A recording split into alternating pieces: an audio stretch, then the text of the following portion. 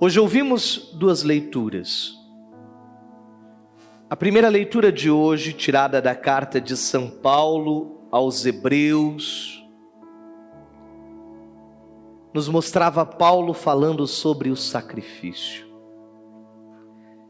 Desde o Antigo Testamento, inclusive as religiões antigas, mesmo sem ser as judaicas, tinham o costume de sacrificar animais para expiar o pecado do povo. Matavam cordeiros, vacas, animais, usavam o sangue deles para abençoar o altar, para purificar os pecados, para pedir a proteção de Deus. E Moisés usou disso no Antigo Testamento. Então, quando o povo foi sair do Egito, Moisés pediu que os homens se reunissem, pegassem um cordeiro, sacrificassem aquele cordeiro, e que usasse o sangue do cordeiro para marcar as portas das casas. Que comessem daquele cordeiro, porque aquele cordeiro morreria no lugar dos primogênitos dos judeus. E diz a palavra que naquela noite veio o espírito de morte, passou pela face da terra, morreram os filhos do faraó, dos homens ricos, pobres, de todas as pessoas, mas aqueles que haviam se colocado sob a proteção de Deus, da palavra dele, aqueles que haviam feito conforme a palavra do Senhor, aquela casa havia sido protegida. Então todos os anos, os homens iam a Jerusalém e o que faziam o quê? Levavam um cordeiro. Nessa festa, a festa dos ázimos, e sacrificava aquele cordeiro para a proteção da sua casa. Era um gesto perpétuo. E Jesus vai organizar então essa ceia, a ceia de Pichar, a ceia dos ázimos. Ele pede para os discípulos preparar a ceia.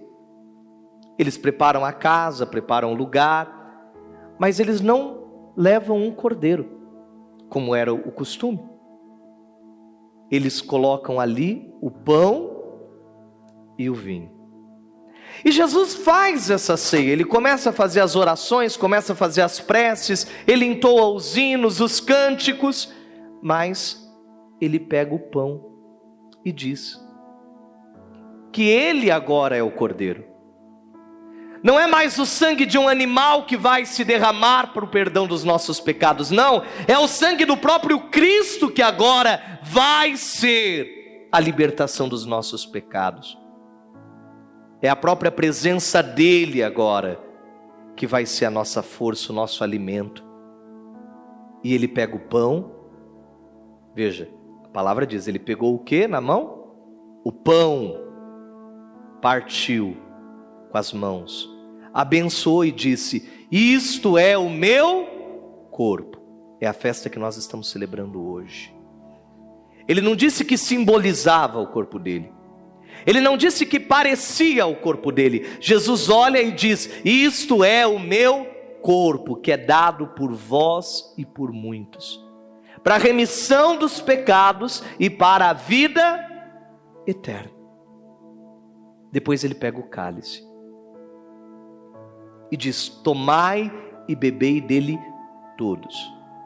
Por que Jesus diz todos? Porque haviam os discípulos de João Batista, André, Tiago, João, e os discípulos de João Batista não bebiam bebida alcoólica. Então, eles eram abstêmicos. Mas Jesus diz: isso aqui não é um vinho. Ele diz: tomem todos e bebam, inclusive os que não bebem álcool. Todos devem beber desse cálice, porque esse cálice é o cálice do meu sangue. É o sangue da nova e eterna aliança, derramado por vós e por muitos, para a remissão dos pecados e para a vida eterna. Essa é a nova aliança que Jesus vem trazer.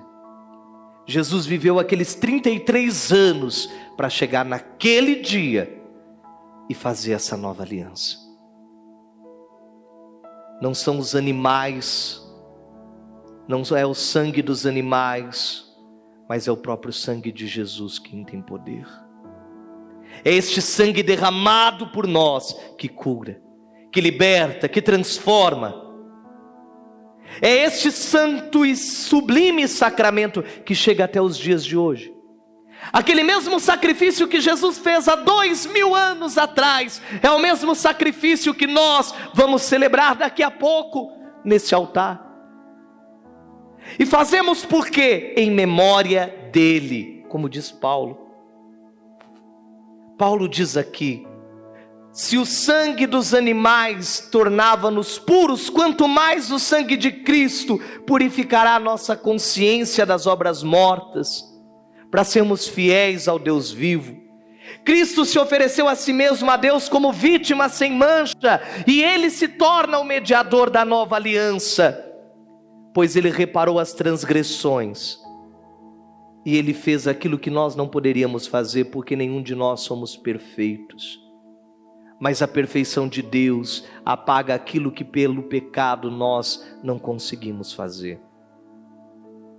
Esse sacramento que nós vamos receber não é para os merecedores, mas é para os pecadores. Nós não recebemos porque merecemos, nós recebemos porque precisamos. Quantas e quantas vezes eu ouvi pessoas dizerem: mas padre, eu não comungo, eu não recebo a Eucaristia no altar porque eu não sou digno. Ninguém é digno. Nenhum de nós somos dignos.